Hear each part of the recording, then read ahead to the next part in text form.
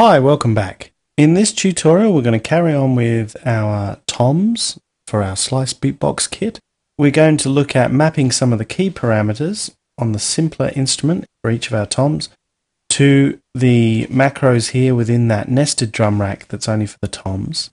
And we're also going to have a look at maybe adding a grain delay to our drum kit and maybe map a couple of the parameters of that to these global macros here. Maybe we'll add one or two other parameters as well, just to give us some global control. And I'm going to use a UC33 controller, because that's the controller I use most of all, and use Live's auto mapping feature to just play about with some of these parameters in real time, just to give it some real creative control and allow some real hands-on sculpting of the sound and to show it in a kind of performance context. So basically I'm going to map the volume attack and decay to these two macros here, and then I'm going to go for filter frequency, filter resonance, filter decay, pitch envelope and volume. I think they're some pretty good parameters to map that will give us a lot of flexibility and variation in control over the sound. So let's just start off right away. Unfortunately, like we saw in the last tutorial, we have this copy value to siblings function here. There's not an equivalent for mapping to macros, so we're going to have to go through and do this one by one for each of these toms, which is a little bit tedious, but we'll live. Okay, so let's start with the attack, map that to macro 1, and we'll just rename that.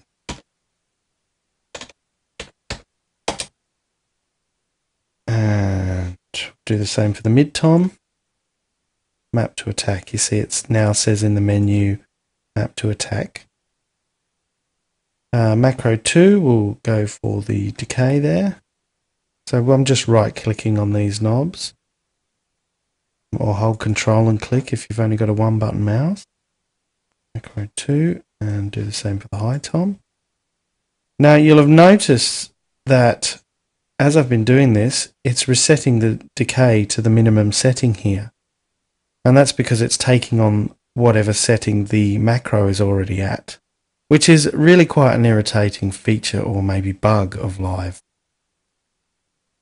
I'm not really sure why it doesn't work the other way around and the macro just takes on the value of the parameter as it already is, because it is a bit irritating if you've already set all your parameters up the way you want them and then you want to map them to a macro and you find it changes, but I guess it has to reset to 0. So we'll live with that anyway, because we're going to actually manipulate these in real time on a controller or by using these macros. So we're going to be changing them a lot, so it doesn't really matter anyway. So anyway, we'll rename that decay. And we'll do that. We've done that for all of them. So the macro 3 will go filter frequency. The same for mid tom, low tom. Rename that.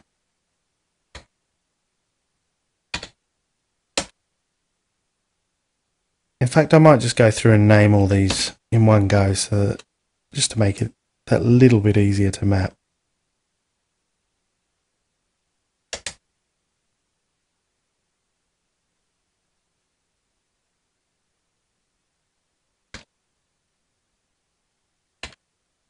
Filter decay.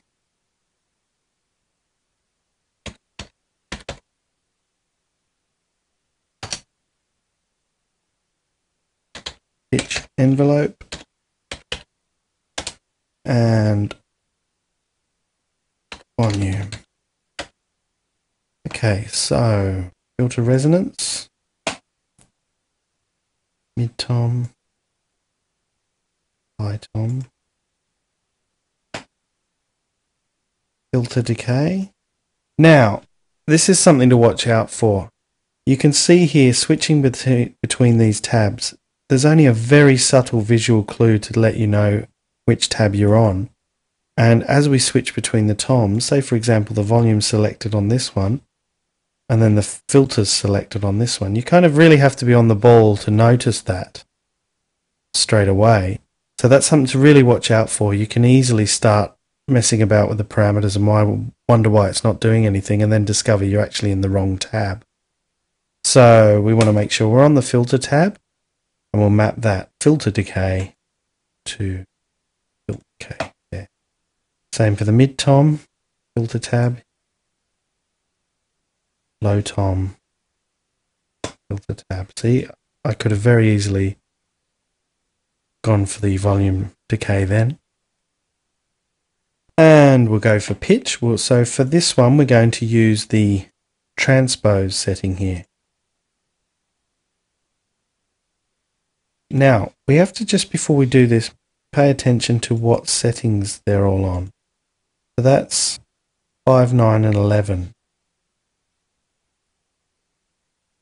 Okay, now let's just trigger that. Oh, okay, we can't hear it because they've all reset to 0, including the decays, so there's nothing to play at the moment. So we'll check that out in a second. I think, just for the sake of consistency, we might keep them 4 semitones apart, but we'll have a look at that in a moment. Let's just map these to pitch.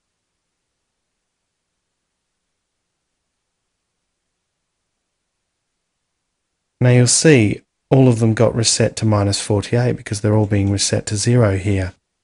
And that means they've all got the same settings now. And of course we don't want that. We want them all to be that 4 semitones or whatever apart. So if we go into map mode here by pressing this button here, and we need to open that browser if it's not already opened, we can see here macro 6 pitch has got all the settings, the minimum and maximum settings here. So it says here high tom, mid tom, low tom. So the way to do that, and we'll just make it 4 semitones for now, even though the mid and low were -9 and -11. For the moment, let's just make it an even 4 between all of them. So for the high tom, that's going to be the highest of them, so we'll leave the maximum setting at +48. But the minimum setting, let's make it -40.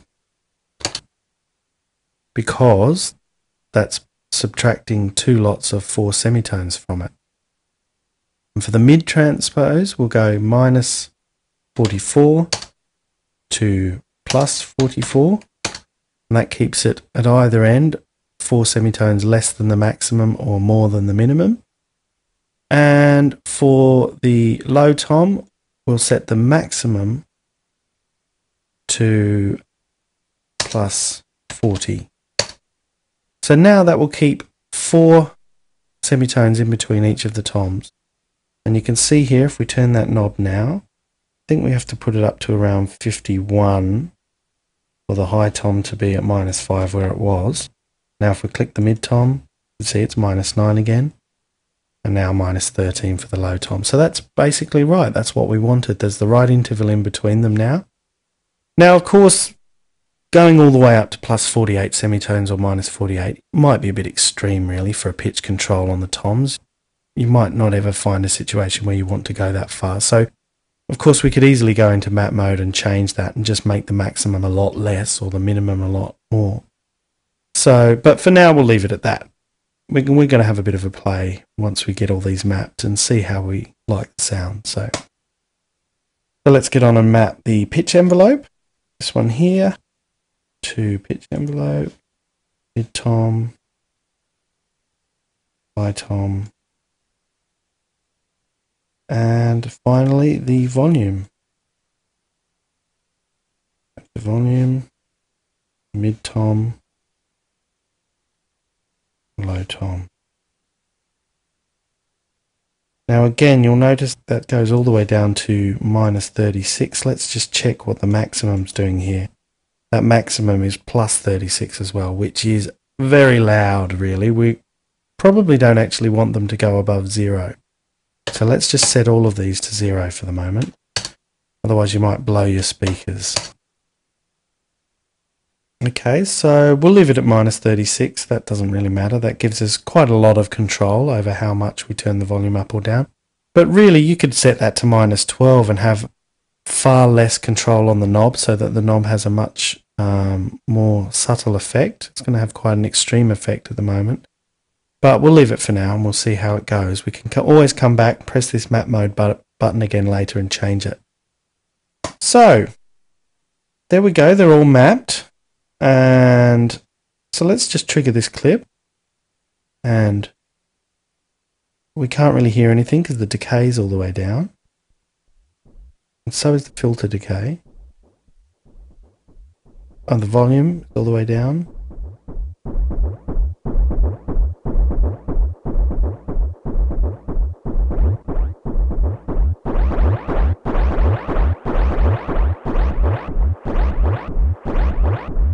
Now that sounds like one isn't mapped properly.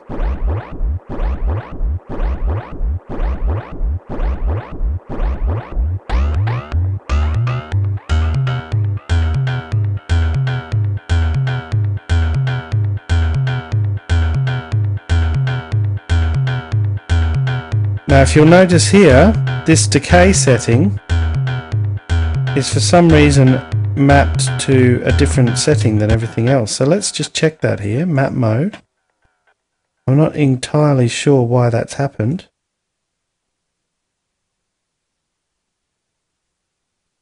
It's not even listed here. So we must have missed that one.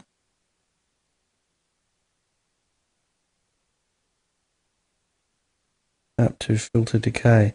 That must have been mapped to the wrong setting. I think that might have been an example of what I was talking about before, where you can easily think you're on the wrong tab. So let's just try that again. That sounds a bit more even now.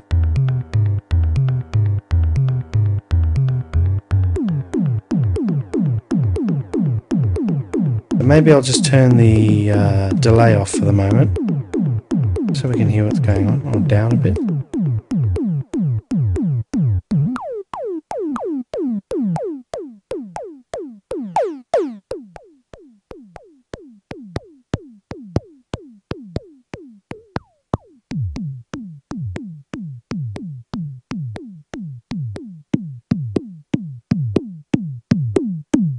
And like I said, I've got my UC33 here, so I might just play around with that.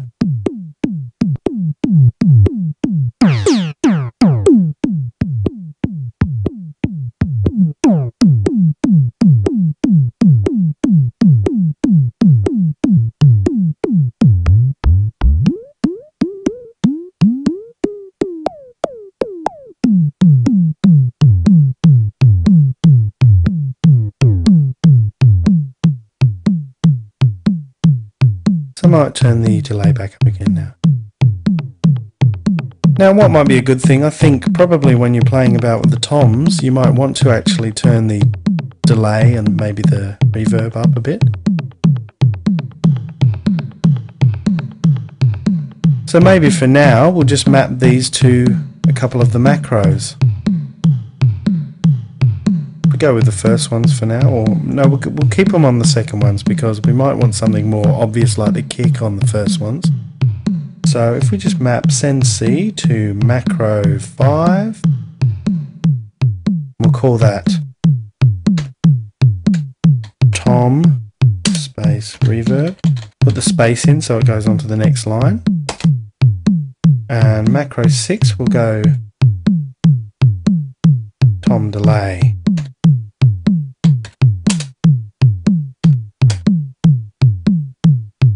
So now, if I just select this rack here, I can use the auto mapping to turn the effects up or down.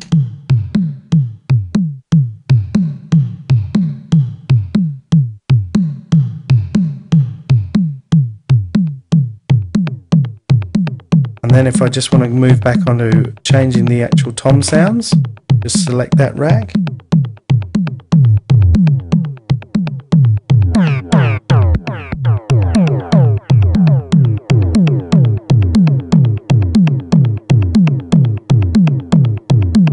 Now that's sounding pretty cool. I might just stick a, I might just duplicate this clip here. Control D, Command D on Mac. And I'll stick a kick drum in just to put it into context a bit more.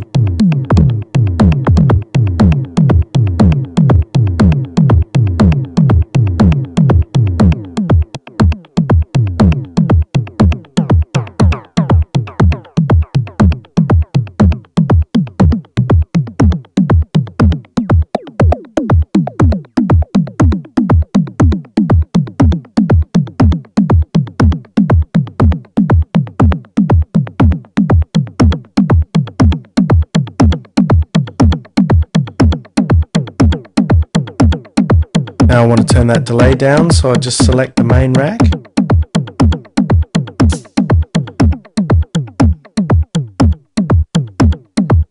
That's using our auto mapping.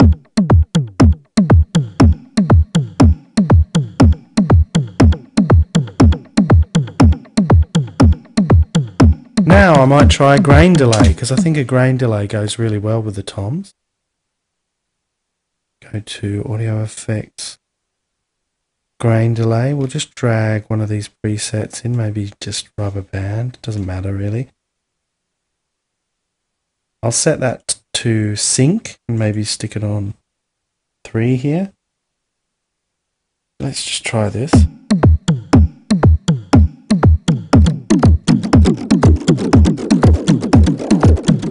I'm going to turn the pitch down a little bit. And I might turn the feedback down a bit as well. Let's spray off. There we go, that's quite nice.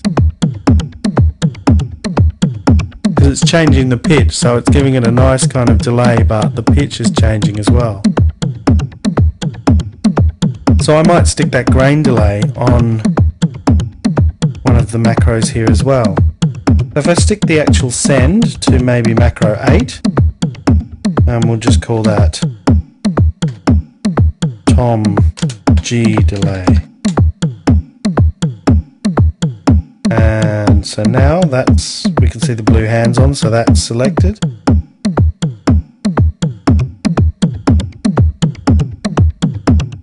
Now what I might do is just actually try the grain delay's pitch parameter here. And I'll map that to macro 7. Let's just rename that first.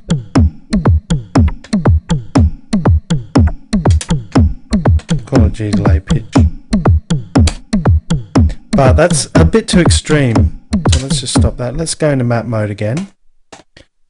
Now that's a bit too extreme. I actually only want it to go to maybe +1 or 2 really, and then minus about 3, somewhere like that. Have a fairly subtle effect in the sound. I might change that later, but for now let's try that.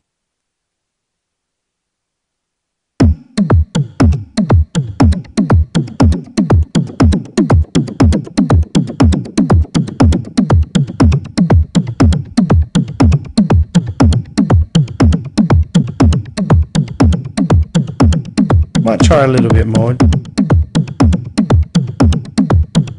Maybe I'll go plus and minus 6. Just gives us a little bit more leeway, but not too extreme.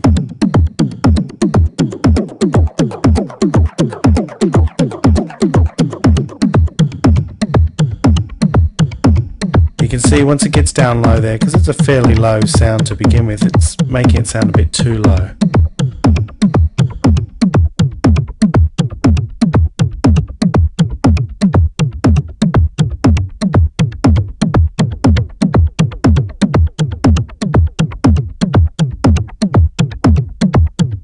So you can hear we can have quite a lot of control over this, and in a performance context this is going to give you a lot of options. It's got a volume control there, and you hear once you just start messing about with the pitch envelope, if you just keep it around the middle there,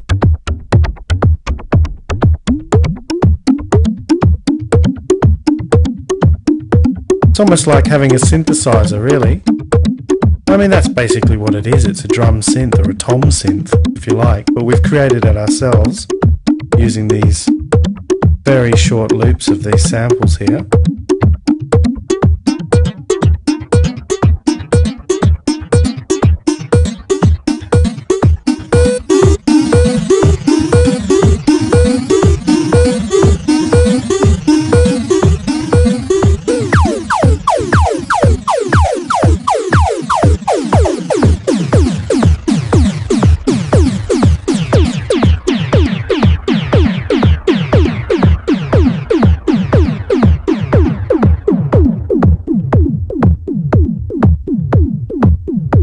And there we go.